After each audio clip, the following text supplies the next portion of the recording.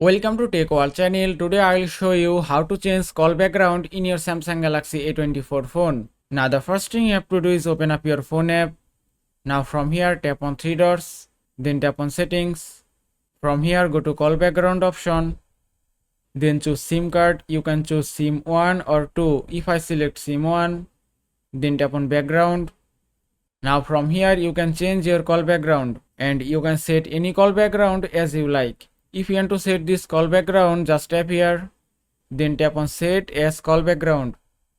And it's done. Now your call background has been changed successfully. Now if you tap on background option again and then scroll down a bit.